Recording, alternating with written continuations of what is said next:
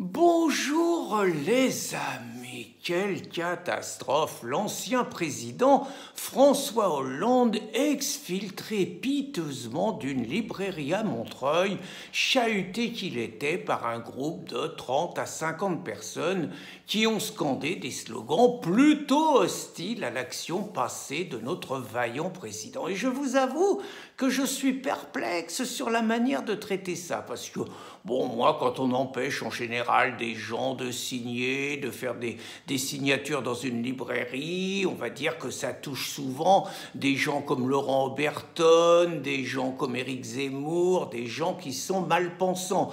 Et que d'autre part, je vous avoue que le climat actuel de la France, avec un ensemble d'interdictions, on interdit à Sophie Ayassasski de faire une conférence, on va foutre le bordel à Toulouse quand les Capitouls veulent faire une conférence avec Robert Ménard, on a des violences, on a des agressions, on est dans un climat où la liberté d'expression se restreint, où on va nous faire la loi Avia après la loi fake news, où de plus en plus de patriotes sont traînés devant les tribunaux. Bref, je trouve que tout ça, avec la violence gauchiste, la violence islamiste, nous envoie le message d'une France où la liberté d'expression se restreint donc. Et d'autre part, j'ai vu quels étaient ceux qui foutaient le bordel. Bon, des mecs du comité Amara, bon, bref, le milieu islamo-racaille, des mecs manifestement plutôt gauchos, PC, c'est à Montreuil et tout. Bref, je pense que c'est des mecs qui, de la même façon, iraient foutre le bordel si Marine Le Pen faisait une séance de dédicace, qui sont capables d'aller manifester contre nous si on veut faire une initiative contre l'islamisation de la France. Bref, c'est pas des gens dans qui j'ai une confiance totale pour être en première ligne de la défense des libertés démocratiques. Au contraire.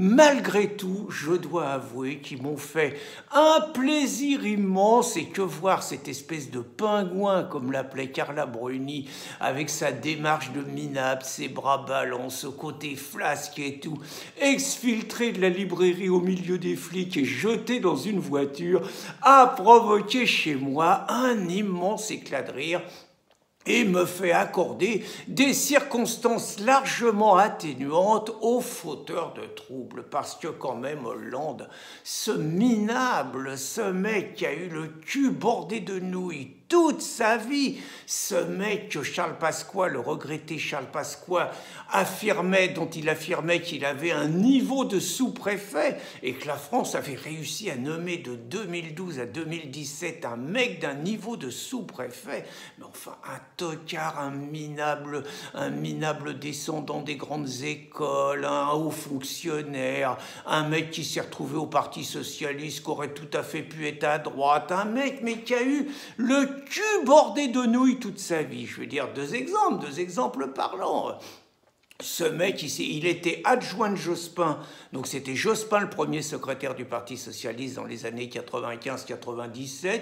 Bon, Hollande, c'est la guerre des courants, comme c'est un gros temps flasque, il est copain avec tout le monde. Donc comme il est copain avec tout le monde, allez hop, on le met adjoint. Et c'est à ce moment-là que Chirac fait la connerie de sa vie.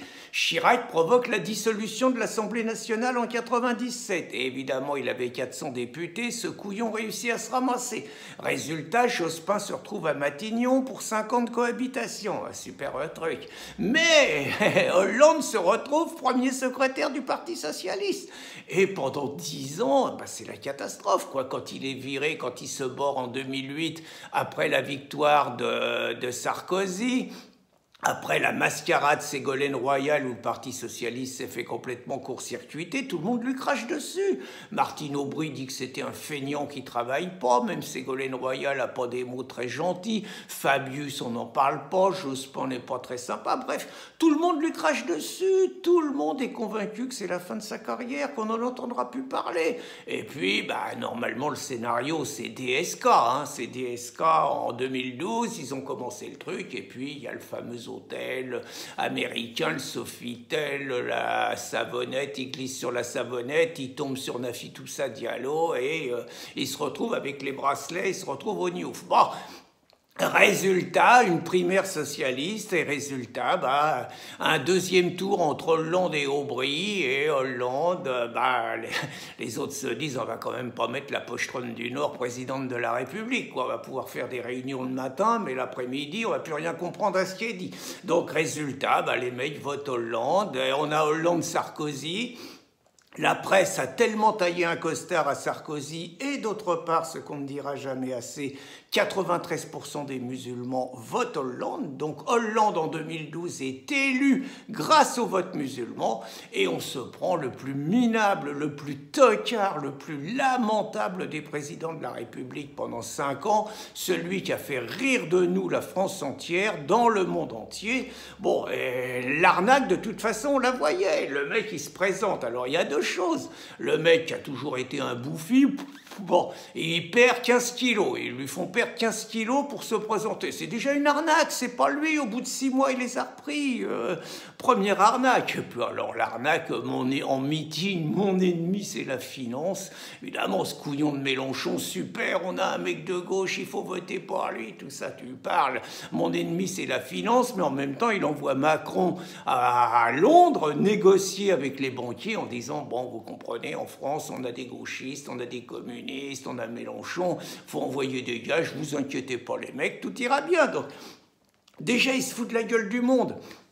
Et puis, il ne faut pas oublier deux choses quand même, qu'on ne pourra jamais lui pardonner. C'est à partir de 2015, l'accélération de l'invasion migratoire, où on avait quand même déjà 200 000 nouveaux venus tous les ans, qui s'accélère avec la complicité de Hollande-Merkel, c'est lui, et c'est d'abord lui. Et il ne faut pas oublier les conséquences, c'est-à-dire également les attentats de Charlie Hebdo et l'immense récupération Je suis Charlie où on cible davantage les prétendus islamophobes que les assassins, c'est lui et sa mafia et sa clique. Le Bataclan, je veux dire, responsabilité terrible, pas d'intervention, pas de décision prise depuis Charlie, aucune décision prise et tout, il en porte la responsabilité. Et Nice, alors là c'est encore pire, parce qu'à Nice, c'est parce qu'il avait une soirée à Avignon avec ses actrices à la mort moelleuse, si j'ose dire, que Cazeneuve a retiré des policiers de Nice pour aller protéger dans une soirée privée Hollande, ce qu'on n'a jamais dit, parce que Hollande a été scandaleusement protégé par la mafia des journalistes. Donc moi je dis très clairement, Hollande a le sang sur les mains, comme le disait Philippe de Villiers, par la politique migratoire que lui et les siens a menée, il a sur les mains le sang des Français victimes de Charlie, du Bataclan, de Nice et de tous ceux qui sont aujourd'hui victimes de 1000 agressions gratuites par jour, dont 120 coups de couteau. Et le pire, c'est qu'il n'a aucune circonstance atténuante, ce mec, parce qu'il savait ce qu'il faisait. C'est-à-dire que dans son livre « Un président ne devrait pas dire ça », il dit très clairement qu'on va vers la partition de la France, que ça va plus du tout, que ça vit pas ensemble. En gros, il dit avant ce qu'a dit Gérard Collomb. Or, non seulement ce mec le sait, mais il a continué, accentué, et il continue aujourd'hui à défendre l'invasion migratoire et l'islamisation de la France, donc quelque part la mise en danger délibérée de nos compatriotes et la fin de notre civilisation.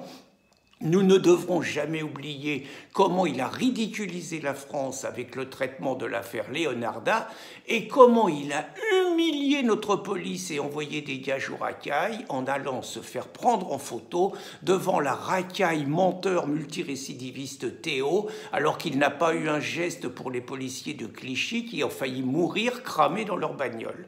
Donc, dans ce mec, d'autre part, nous coûte quand même, parce qu'en plus, il nous coûte entre 35 et 40 000 euros par mois par an de frais de fonctionnement. Par mois. Par mois, 35 à 40 000 euros par mois de frais de fonctionnement. Il prend entre 15 et 20 000 euros par mois sans compter de salaire, sans compter évidemment les frais de représentation. Il nous a collé une fondation Hollande, la France sans gage, qui coûte quand même un budget de 30 millions d'euros sur 5 ans. Qui c'est qui paye? C'est encore nous. Ce mec est un inutile et un nuisible. Et vraiment, je pense à ce livre du Major Band, Notre Espérance, Notre Espérance, le major Alain Bande, donc, qui a fait un superbe livre. Et dans ce livre, il y a un passage absolument fabuleux. C'est un major qui arrive au pouvoir, il fait des lois un petit peu d'exception, mais démocratiques, et il fait juger un ensemble d'anciens dirigeants, et parmi les anciens dirigeants, il y a Hollande, il y a Sarkozy, on les reconnaît, il y a Najat Vallaud-Belkacem, et il y a Taubira. Et un procès d'1 mois qui est télévisé de 17h à minuit tous les soirs pour que les Français puissent voir ça.